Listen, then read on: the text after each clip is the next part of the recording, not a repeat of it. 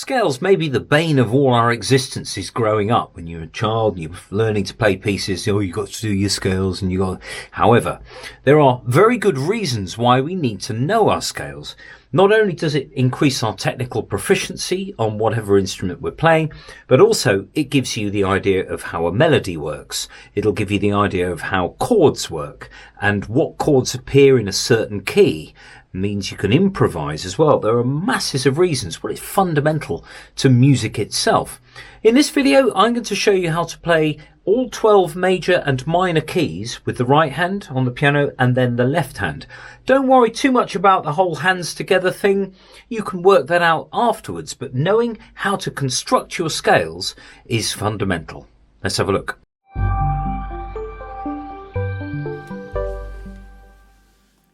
Now, with the piano laid out in front of you here, the first thing to do is to make sure that your hand posture is correct.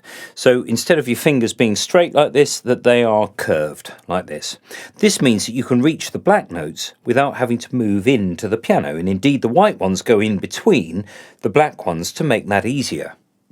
So I'm going to start with the first scale, the most basic in inverted commas scale, which is C major. Now this forms one of the three different fingering patterns that you'd need for all of your scales. So C major, thumb, index finger, middle finger. Bring your thumb underneath for F, 2, 3, 4, and then 1 again, because I'm going to do a second octave.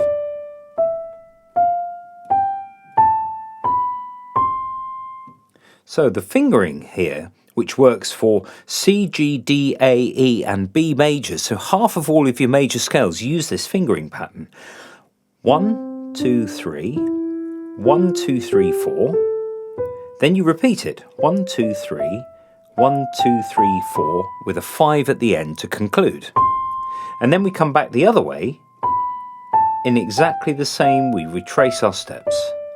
So this time, instead of the thumb tucking under, we bring our fingers over to negotiate these different changes of hand position. Everything in sort of technical terms here, in physics, needs to be done so that it's nice fluid movements.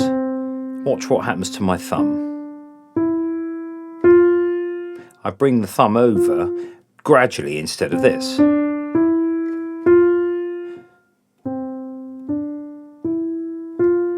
And the same thing again here. So you've got a completely relaxed approach. There's hundreds of thousands of messages going between your hands, your brain, ears, eyes, all of that. And if you store your messages in the right order, the chances are that you're going to end up with a really, really controlled scale. Now, it's also important to get equal speed, volume and tone from your piano, so that none of the fingers are weaker than the others or indeed stronger than the others. The thumb is probably going to be a bit stronger. So if you listen to the third note here, I'm going to purposefully play that a bit quietly. So that was quiet and this one was loud. We want to try and equalize the volumes.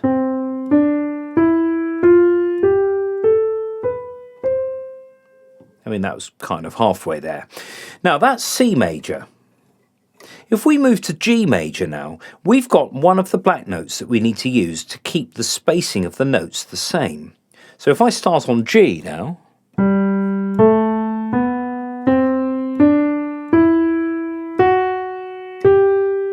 I need to put my fourth finger on the F sharp. The fingering pattern is the same as for C major.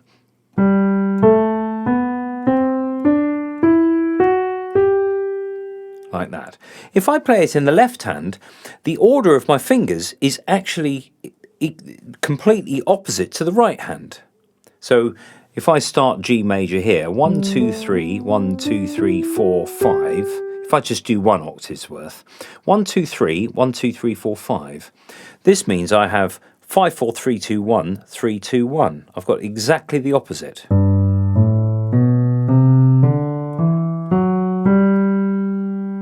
And so whichever right hand scale you play it in the left hand as well. I'm not giving the left hand as much attention here because actually scales really, for our purposes of sort of rock and pop and jazz, really it's kind of right hand work with the left hand doing other things, doing some accompanying. So G major had an F sharp. So it's important to get your hand position so that you're not like this, where you're having to reach for the F sharp. So it's ideal to have your hand onto the white keys firmly.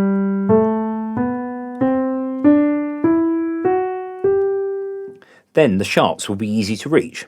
The next one down, well, the next one round has two sharps. Now in G major, the previous one, we had a sharp at the end. And this is what happens when you add sharps to a key. You always have a new one at the end. And so for D major, I've got the F sharp that was in G, but I add another one here.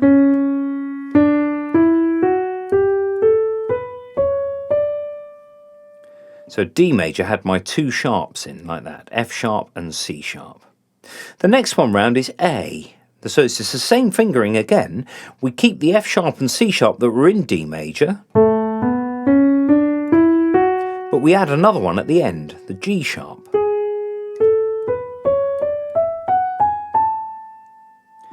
E major, same fingering again. We keep the F sharp, the C sharp and the G sharp that we had in A major, but we add a D sharp this time.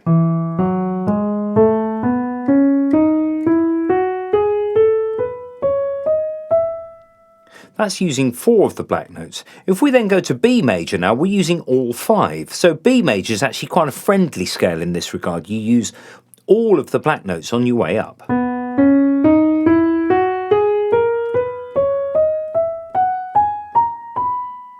Now, the way that our brains are programmed, from day one, we understand what a major scale is because it's everywhere. It's on the radio, it's in compositions, people can sing it on the street. It's all sort of a very familiar sort of sonic backdrop for us. So B major has all 5 sharps. So we've done so far C major, which is no sharps or flats. We've got G major, which has got the 1 sharp at the end. D major, which has got 2. A, which has got 3, E that's got 4, and B that's got 5. So there's our 6 scales that start on natural notes. The only one I've missed out so far is F. Now this has 1 flat in the key signature, in the scale. If I start on F, if I try and do the same fingering as for C, I'll go like this, 1, 2, 3. And then I have to use that thumb on B flat, which is not a thing. F major is best played 1, 2, 3, 4. 1, 2, 3. Repeating 1, 2, 3, 4. 1, 2, 3, 4. So you never use your last finger.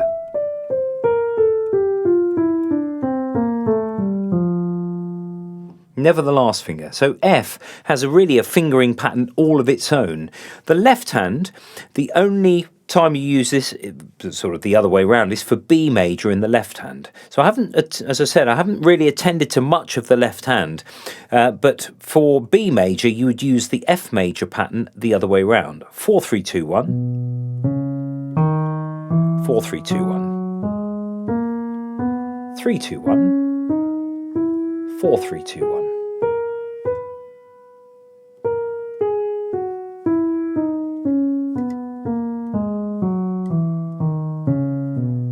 And there it is going the other way.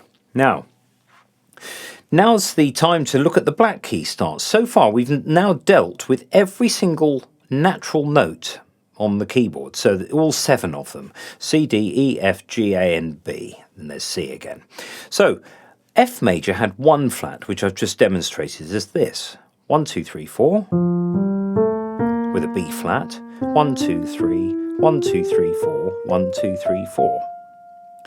The next key round that has 2 flats is B flat major. So you've got the black note.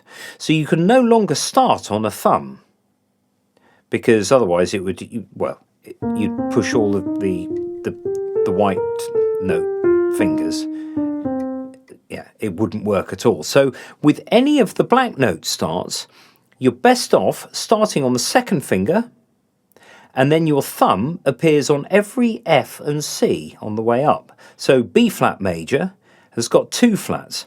Unlike last time with the sharps where you add a new sharp at the end, the new flat is now on the 4th note. So B flat, there we go, there's the new flat there, E flat. And then everything else is a white note, and then you end on the B flat.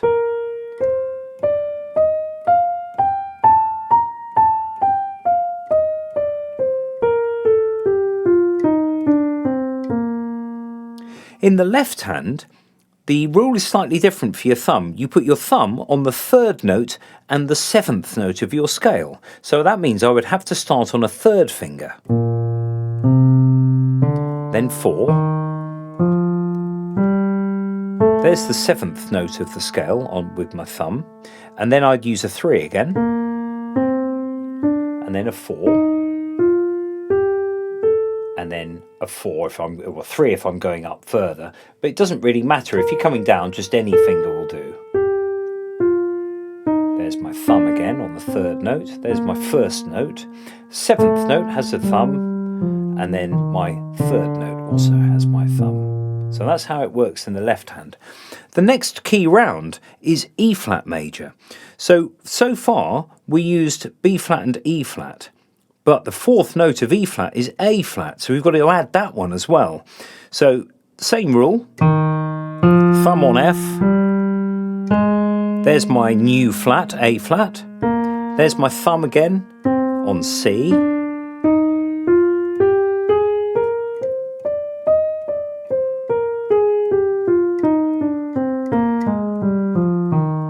so with the thumb on F and C, you have to kind of work out, you have to map it out from the top coming down. You think, okay, well, I've got to get my thumb on F. That means I've got 4 notes to get there. So I need to have my 4th finger and then my 3rd finger on E flat, which will give me my thumb on C, 4th on the B flat, thumb on F, and then 2 to finish.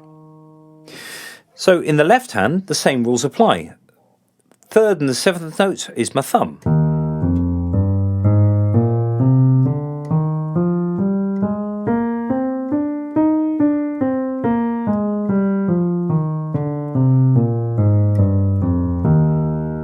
So that's E flat major, and that had 3 flats. The next one round is A flat major. So we needed our B flat, E flat and A flat, these 3 here.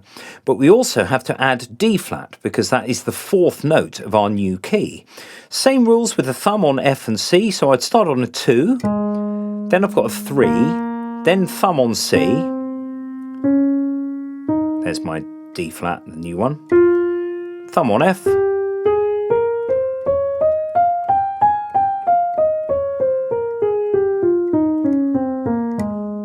Notice I'm playing 2 octaves of everything. That's so that you can really firm up that key signature. And sometimes you can restrict yourself with 1 octave.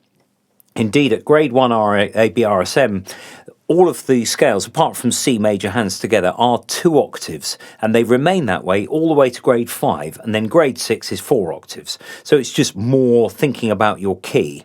Now, in the left hand, the same rules apply. 3rd note of the scale has your thumb and the 7th.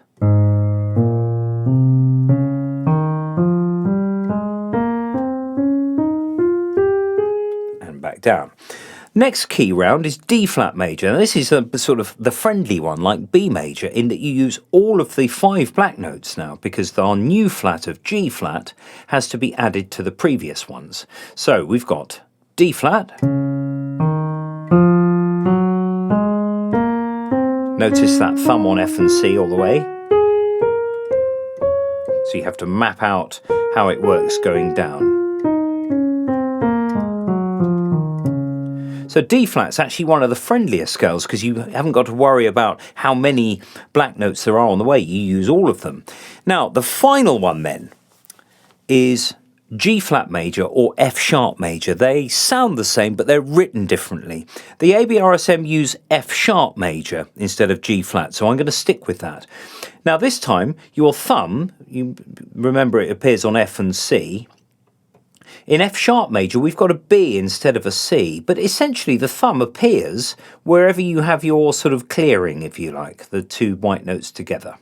So F sharp major has 6 sharps in it. You think, hang on, there's only 5 black notes. But we have to call one of the notes something slightly different. So I'm going to go through that. F sharp, G sharp, A sharp, thumb on B, C sharp, D sharp, E sharp, F sharp. There's another E sharp there.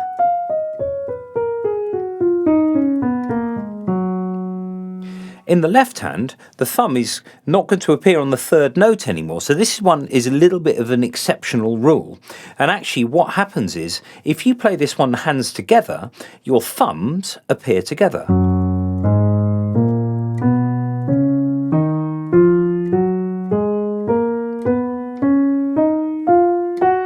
Thumbs always together. So if you play F sharp major, actually playing it hands together is quite a useful way of teaching yourself the left hand, because it's the same idea as the right hand. Now, minors. This is kind of a $64,000 question a little bit, because there are lots and lots of different kinds of minor scale. The most basic one that you can begin with that gives you a minor tonality is simply to lower the 3rd note of each octave. So C major went like this.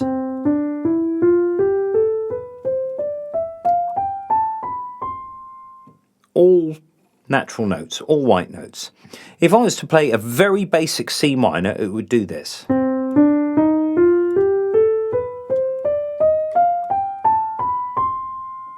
Now minors, there are many variations, mostly to do with what happens to the 6th and 7th notes, because actually you can do any combination.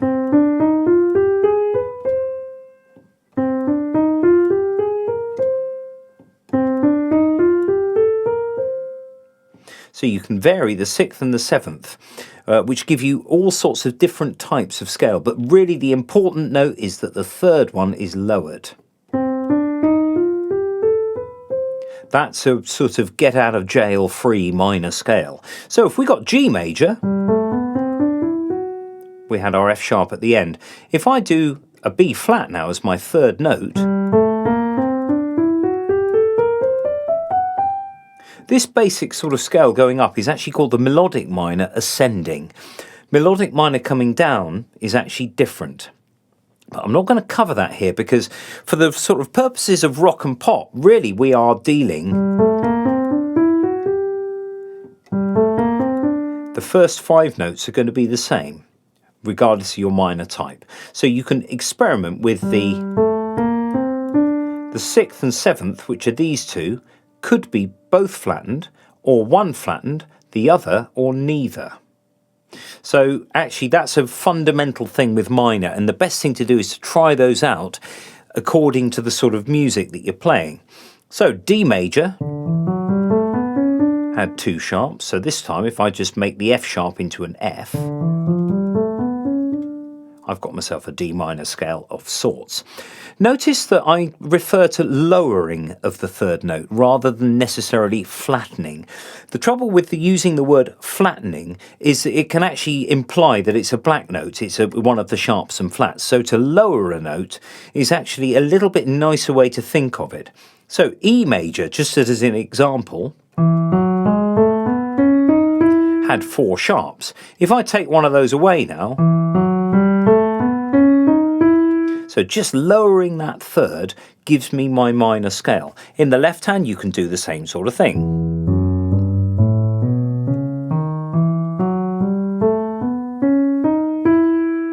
Like that. Once you've got all these scales practiced, and notice that the tempo that I'm using is actually quite sedate, because you have to make sure that your fingers are ultimately capable of doing the same things as each other. You know, your 4th finger is the least controllable. It's just, oh, come on. So you can actually get piano exercises which have, 4th and 5th fingers, so that you can develop this sort of evenness of touch and rate. The thumb and forefinger, the thumb and index, are the ones that are the most controllable. That's more difficult than this. That's just takes a lot of slow practice. Don't expect too much too soon. But The reason I'm showing you on piano also is that you can see music theory leaping up at you from the word go.